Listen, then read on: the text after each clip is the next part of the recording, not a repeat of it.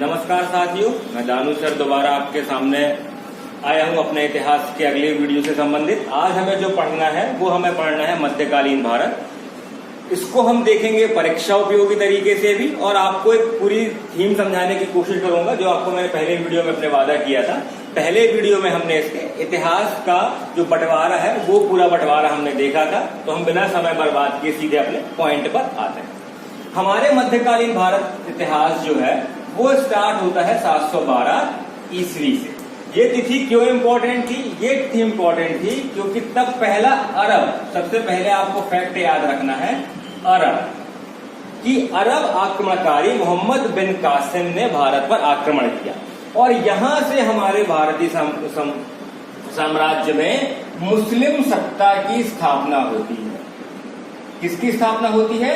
मुस्लिम सत्ता की। इसका मतलब क्या हुआ कि हमने जो पुरापाषाण काल से लेकर 712 ईस्वी के पहले तक का समय देखा तो वहां पर हिंदू धर्म का शासन था।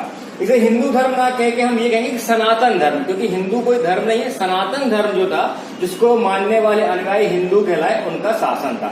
इसको पढ़ने के पहले मैं आपको थोड़ा सा इसके पीछे ले जाता हूं। हजरत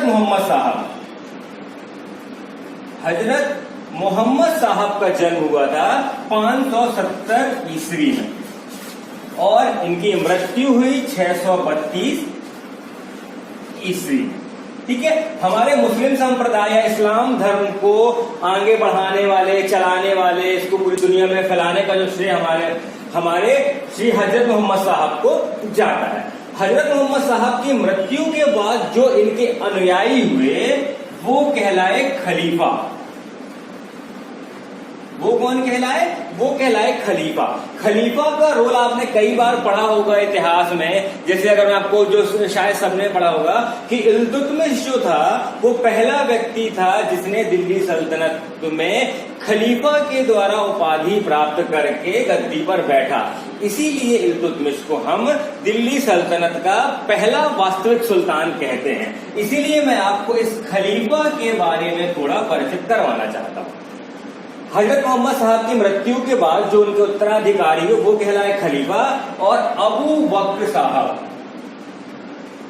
अबू बकर ये हमारे पहले खलीफा हुए। ये हमारे पहले खलीफा हुए। खलीफा को दो प्रकार से पावर दी जाती थी। एक पावर होती थी धार्मिक, एक राजनैतिक। धार्मिक पावर के अंतर्गत उन्हें अपने धर्म का प्रचार संपूर्ण विश्व में करना होता था, और राजनीतिक पावर का प्रयोग वह राजाओं को या फिर सुल्तानों को खलीफा की उपाधि देने के लिए करते थे, एवं अपने राज्य क्षेत्र को बढ़ाने के लिए वह इस शक्ति का प्रयोग करते थे।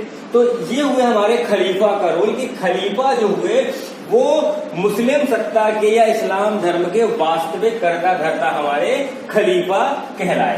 अब हम बात करते हैं खलीफा को समझने के बाद 712 ईस्वी की। इसमें एक बात आपको मैं थोड़ा सा और बता दूं, यहां पर निकला है कि अबू बकर हमारे पहले खलीफा थे, और अब्दुल मजीद द्वितीय ये हमारे अंतिम खलीफा हुए, जो 1924 की बात है। ये अभी हमने क्या देखा, 632 ईस्वी, और ये अब्दुल मजीद द्वितीय हम इनकी बात कर रहे हैं 1924 में, जो इराक के शासक कमाल पाशा ने 1924 में खलीफा के पद को पूरी तरीके से समाप्त कर दिया था, और अब्दुल मजीद द्वितीय हमारे अंतिम खलीफा थे। आपने इतिहास में 1919 में खिलाफत आंदोलन भी पढ़ा होगा आधुनिक भारत में, जो अली बंधुओं के द्वारा हुआ था। इसको भी हम आधुनिक भारत में कंप्लीट करेंगे। तो हमने देखा ये। अब 712 ईस्वी की जब हम बात करें तो यहां पर इराक में एक शासक हुआ करता था अल हज्जाज नाम का एक शासक, अरब जो शासक था वो था। यहां पर हम थोड़ा सा देखेंगे कि इस समय पे हमारे भारत में क्या चल रहा था। ठीक है, तो हमारे भारत में ये था सिंध वाला एरिया, जो अभी पाकिस्तान के भीतर पंजाब स्थित है, उसे सिंध कहते हैं। और यहां की राजधानी थी देवल, जहां पर दाहिर नाम के एक अयोग्य शासक का राज चल रहा था।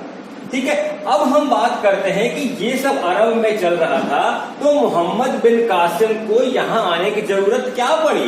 आखिर इसके पीछे कारण क्या था कि मोहम्मद बिन कासिम को भारत पर आक्रमण करना पड़ा? अब हम देखते हैं 711 ईस्वी में यहां पर स्थित देवल बंदरगाह से अल हज्जाज जी का कुछ सामान, जो कीमती सामान था, वो जा रहा था और देवल बंदरगाह पे उसे कुछ लुटेरों ने लूट लिया। अब उसके बाद अल हज्जाज साहब ने दाहिर जी से कहा कि हमारा जो लूटा गया माल है आप उसका हर्जाना भरिए, और दाहिर जी ने इससे मना कर दिया कि हम वो हर्जाना आपका नहीं भरेंगे। इससे गुस्से में आकर अल हज्जाज ने अपने सेनापति, ये इनके रिश्तेदारों के कमांडर इन चीफ सेनापति थे, मोहम्मद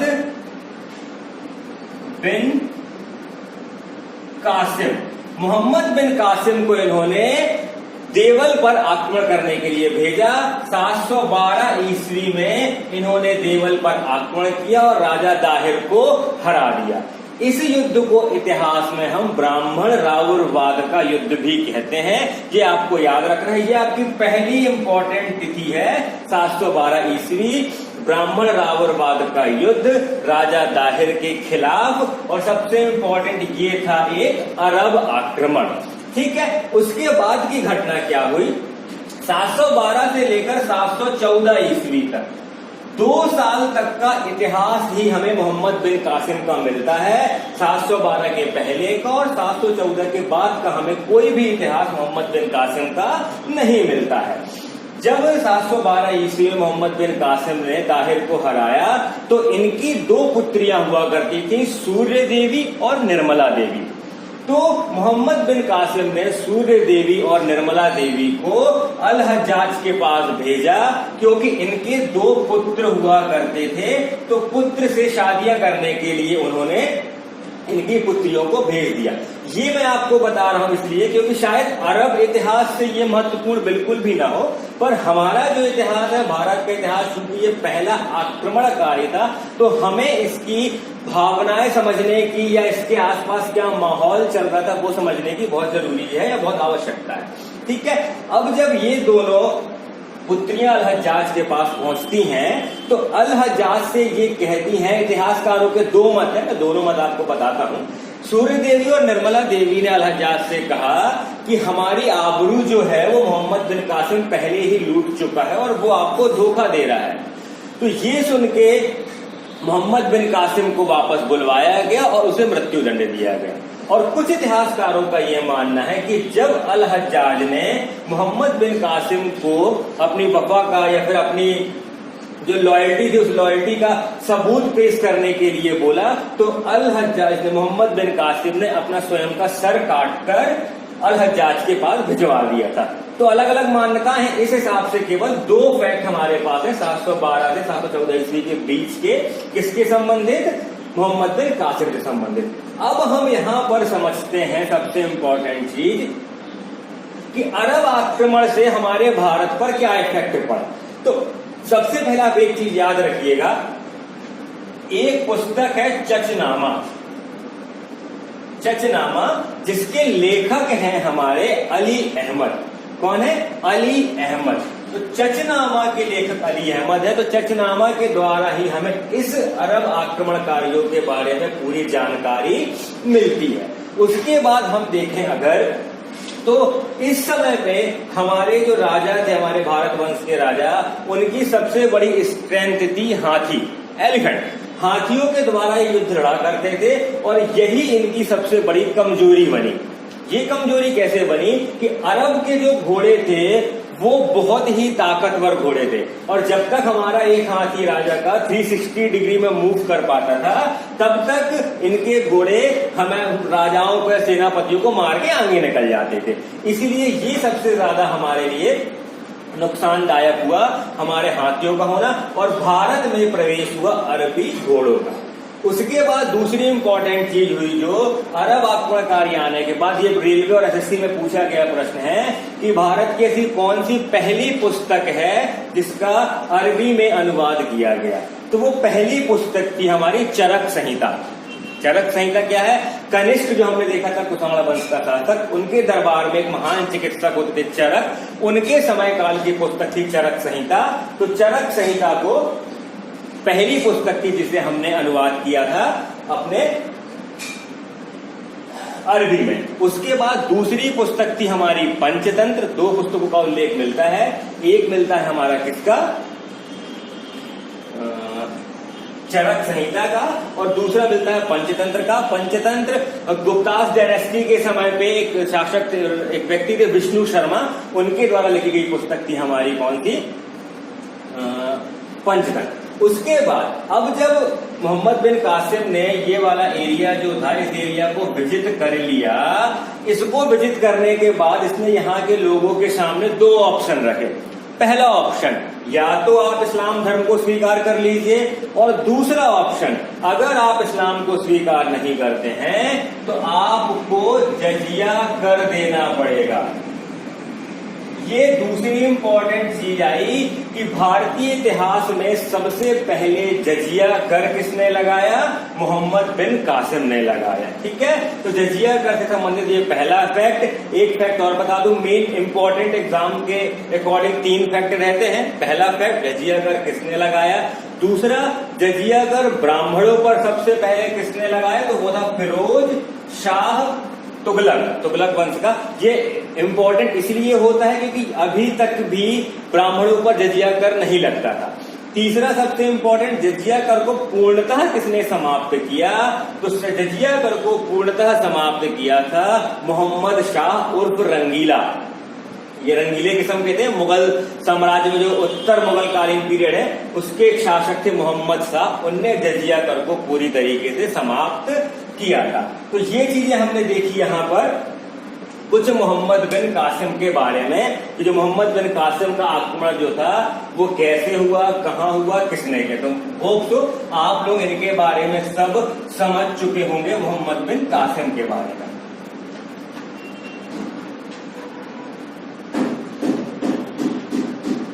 अब हम दूसरा आक्रमण देखेंगे जो होगा मुस्लिम संप्रदाय के अंदर तुर्की आक्रमण। तुर्की आक्रमण ये किया मोहम्मद गजनवी। किसने किया? मोहम्मद गजनवी ने ये आक्रमण किया। अब थोड़ा सा मोहम्मद गजनवी के बारे में भी जानते हैं। इनने भारत पर आखिर आक्रमण क्यों किया, उसके पीछे क्या रीजन था आक्रमण करने के पहले। अरब में एक जगह थी गजनी है, जहां पर गजनी वंश की स्थापना की अल्पतगीन ने। अल्पतगीन ने गजनी वंश की स्थापना की। इनका दामाद हुआ सुबुतगीन और इनका बेटा हुआ मोहम्मद गजनवी। अब हम देखते हैं कि मोहम्मद गजनवी ने भारत पर आक्रमण क्यों किया। उस समय अगर हम भारत की सिचुएशन देखें, यहां पर एक जगह हुआ करती थी पेशावर। ठीक है, उस समय तुर्क का हिस्सा थी, वर्तमान में अफगानिस्तान में है ये जगह। तो अब अगर हम बात करें इसकी, तो सुबुतगीन जो थे इन्होंने कई बार यहां पर आक्रमण किए और यहां पर शाही वंश के शासक जयपाल का शासन था। शाही वंश क्या है? जयपाल का शासन था। 998 ईस्वी में कई बार युद्ध ने किए यहां पर, और जयपाल ने 998 ईस्वी में सुबुतगीन की हत्या कर दी। सुबुतगीन की हत्या होने के बाद गद्दी पर कौन बैठा? मोहम्मद गजनवी। सबसे इंपॉर्टेंट फैक्ट, ये पहला ऐसा शासक था जिसने सुल्तान की उपाधि धारण की। अभी तक किसी ने सुल्तान की उपाधि धारण नहीं की थी, तो ये पहला ऐसा व्यक्ति कहलाया जिसने सुल्तान की उपाधि धारण की थी। ठीक है, सुल्तान की उपाधि धारण करने के साथ, गद्दी में बैठने के साथ इसने एक कसम खाई, अपने पिता की मृत्यु का बदला लेगा और हर साल भारत में यह एक आक्रमण करेगा। ठीक है। अब इसने पहला आक्रमण सन 1000 ईस्वी में किया जयपाल के विरुद्ध, जिसमें यह हार गया, या वह हारा नहीं कहेंगे, मुख्यतः इसका कोई निर्णय नहीं निकला था युद्ध का। उसके बाद सबसे पहला आक्रमण हुआ 1001 ईस्वी में, किसके विरुद्ध? जयपाल के विरुद्ध, जिसमें जयपाल की हार हुई और जयपाल की मृत्यु हो गई। इसने अपना पहला उद्देश्य पूरा कर लिया मोहम्मद गजनवी ने। कौन सा उद्देश्य? अपने पिता का बदला लेने का उद्देश्य। अब इसने चूंकि कहा था कि हम भारत में 17 बार आक्रमण करेंगे, तब हर साल आक्रमण करेंगे भारत में बेसिकली, उस क्रम में इतिहासकार एलियट कहते हैं कि 1001 से लेके 1027 तक इसने भारत पर कुल 17 बार आक्रमण किए, जिसमें हमारे काम का केवल एक इंपॉर्टेंट आक्रमण है जो परीक्षा की दृष्टि से महत्वपूर्ण है, वो है 1025 ईस्वी का सोमनाथ मंदिर का आक्रमण। ये इसका 16 नंबर का 16वें नंबर का आक्रमण था ये, और सोमनाथ के मंदिर से ये अपार धन संपदा लूट के ले गया था। प्रश्न बनता है कि इस समय यहां पर शासन किसका था गुजरात में? सोलंकी वंश के भीम प्रथम, सोलंकी वंश के भीम प्रथम का यहां पर शासन था, जिसके समय पर मोहम्मद गजनवी ने सोमनाथ मंदिर को लूटा था। सोमनाथ मंदिर उस समय पर लकड़ी का बना हुआ था, और इसको लूट कर ले जाते समय इस पर लगा सोने का दरवाजा भी उखाड़ के ले गया था मोहम्मद गजनवी, कहानी है।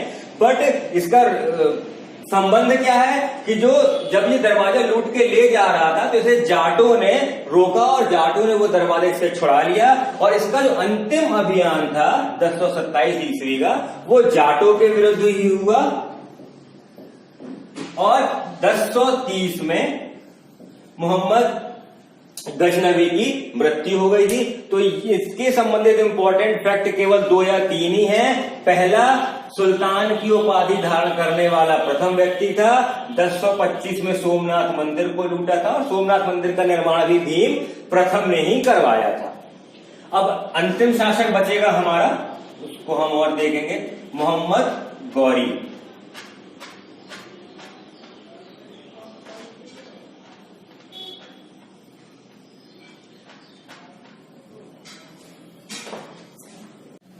अब हम देखेंगे तीसरे व्यक्ति के बारे में, जिसका नाम है मोहम्मद गौरी।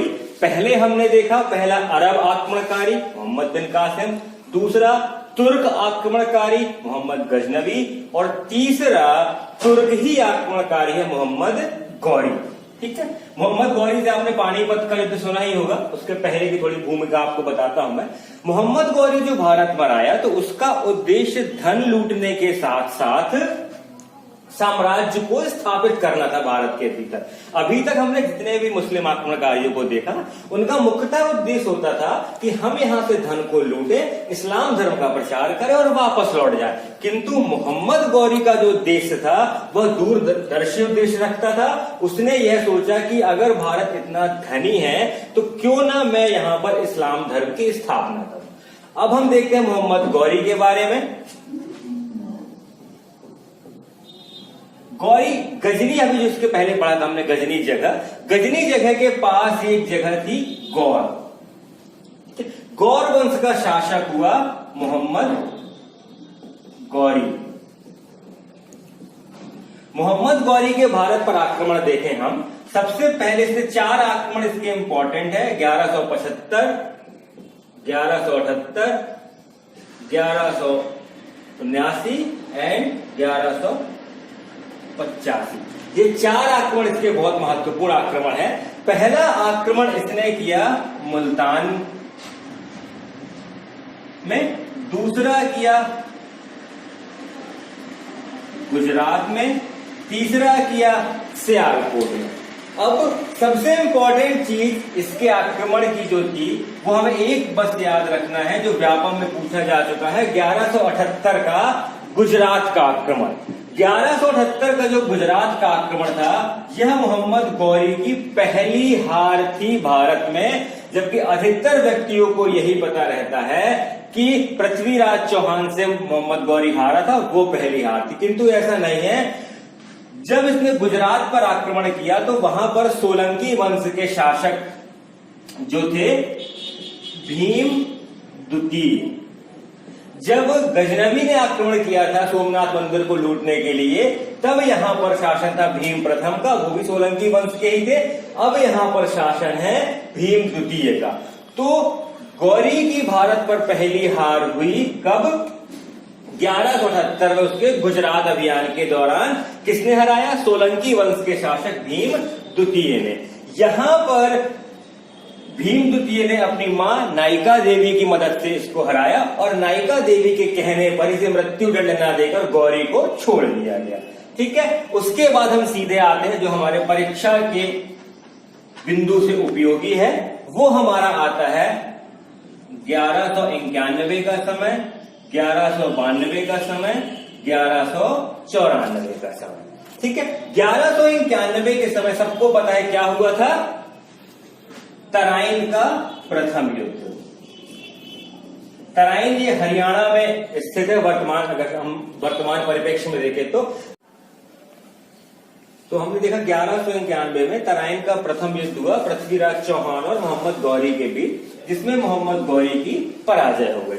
पृथ्वीराज चौहान ये चौहान वंश के राजा थे और चौहान वंश की स्थापना की थी वासुदेव जी ने। किसने की थी? वासुदेव जी ने स्थापना की थी। इनकी राजधानी पहले अहिशत्र थी और बाद में राजधानी इनकी अजमेर हुई। इनका नाम पृथ्वीराज चौहान तृतीय है, ये हमें याद रखना है। और इनका एक दूसरा नाम है राय पिथौरा। राय पिथौरा इनका दूसरा नाम है। ठीक है, उसके बाद तराइन का दूसरा युद्ध हुआ 1192 में ही। उसमें पृथ्वीराज चौहान की हार हुई और मोहम्मद गौरी की विजय हुई और तराइन के दूसरे युद्ध से ही भारत में मुस्लिम सत्ता की स्थापना हो गई। इस द्वितीय युद्ध में पृथ्वीराज चौहान के हारने के कई कारण रहे। पहला सबसे महत्वपूर्ण कारण, पहले युद्ध में जो चौहान वंश के सभी राजाओं ने आपस में एकजुटता दिखाई, मोहम्मद गौरी के खिलाफ लड़े, वह एकजुटता दूसरे युद्ध में कम हो गई थी। दूसरा कारण इतिहासकार बताते हैं कि पृथ्वीराज चौहान जयचंद, अभी आगे इसके बारे में हम चर्चा करेंगे जस्ट 2 मिनट के बाद, जयचंद की पुत्री संयोगिता, पृथ्वीराज चौहान संयोगिता से प्रेम करते थे और इनसे प्रेम विवाह करना चाहते थे, किंतु इनके पिता जयचंद नहीं चाहते थे कि पृथ्वीराज चौहान से उनकी बेटी का विवाह हो। तो पृथ्वीराज चौहान इस प्रेम प्रसंग में पड़े रहे, जिनकी वजह से दूसरे युद्ध में ये ज्यादा ध्यान नहीं दे पाए और इनकी हार हुई। अब हम देखते हैं 1194 का चंदावर का युद्ध। ये युद्ध हुआ किसके बीच? मोहम्मद गौरी और जयचंद के बीच।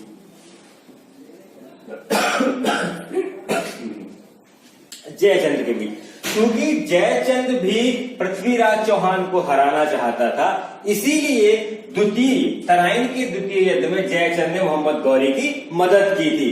किंतु मोहम्मद गौरी का रिश्तेदार जयचंद नहीं था, ना कोई ऐसा दोस्त था। इस वजह से मोहम्मद गौरी ने 1194 में चंदावर के युद्ध में जयचंद को हराया और जयचंद की यहां पर मृत्यु हो गई थी। उसके बाद अगर हम देखें कि चंदावर के युद्ध के बाद जयचंद हारा। जयचंद कौन था? जयचंद गढ़वाल वंश का राजा था। गढ़वाल वंश का राजा था हमारा जयचंद, जिसकी स्थापना की थी चंद्रदेव ने और इनकी राजधानी रही वाराणसी। किंतु जयचंद थे वो कन्नौज के शासक थे। जयचंद जी कन्नौज के शासक थे। ये मेन महत्वपूर्ण हमारे 3 युद्ध थे जो इतिहास में, जिनसे हमारे प्रश्न भी बनते हैं। तराइन का प्रथम युद्ध, द्वितीय युद्ध एवं चंदावर का युद्ध। अब यहां पर 2 चीजें निकल के सामने आएंगी। पहली चीज, पृथ्वीराज चौहान के राजकवि चंद्रवरदाई, जिनने लिखी पृथ्वीराज रासो।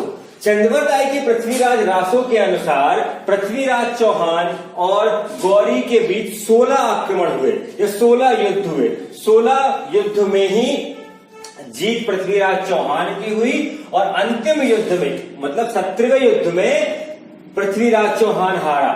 उसके बाद पृथ्वीराज चौहान की मृत्यु नहीं हुई। उनका ये मानना था, चंद्रवरदाई की पृथ्वीराज रासो के तहत यह मानना था कि पृथ्वीराज चौहान को मोहम्मद गौरी ने बंदी बनाया। पृथ्वीराज चौहान को मोहम्मद गौरी के सामने जब प्रस्तुत किया गया तो चंद्रवरदाई जी ने एक कविता लिखी या एक कविता बोली, जिसको सुनकर पृथ्वीराज चौहान ने एक शब्दभेदी बाण चलाया और मोहम्मद गौरी की मृत्यु हो गई। ये कहना है चंद्रवरदाई जी का, ठीक है। किंतु इस कहानी के सभी पात्र काल्पनिक है और इनका वास्तविक जीवन से कोई भी संबंध नहीं है, क्योंकि ये पूरी घटनाएं मात्र चंद्रवरदाई जी के पृथ्वीराज रासो में ही मिलती हैं। अतः इसके पहले जो हमने पढ़ा हम उसी को मान के ही अपना इतिहास आगे बढ़ाते हैं। अब हम बात करते हैं मोहम्मद गौरी के बारे में, व्यक्तिगत तौर के बारे में। मोहम्मद गौरी जब भारत में आया, अपने साथ मुख्यतः यह 4 गुलाम लेके आया। पहला गुलाम कुतुबुद्दीन ऐबक, जिसके बारे में आप सब जानते हैं। दूसरा यालदौज,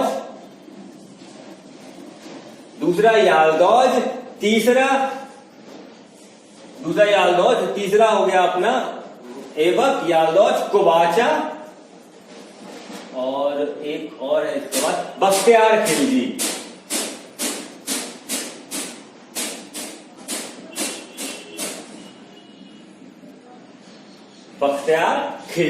इन 4 गुलामों के साथ गौरी ने भारत में युद्ध किया था। इन गुलामों में सबसे महत्वपूर्ण गुलाम उसका ऐबक था, जिसने उसकी मदद तराइन के द्वितीय युद्ध में पृथ्वीराज चौहान को हराने में की थी, जिसके चलते मोहम्मद गौरी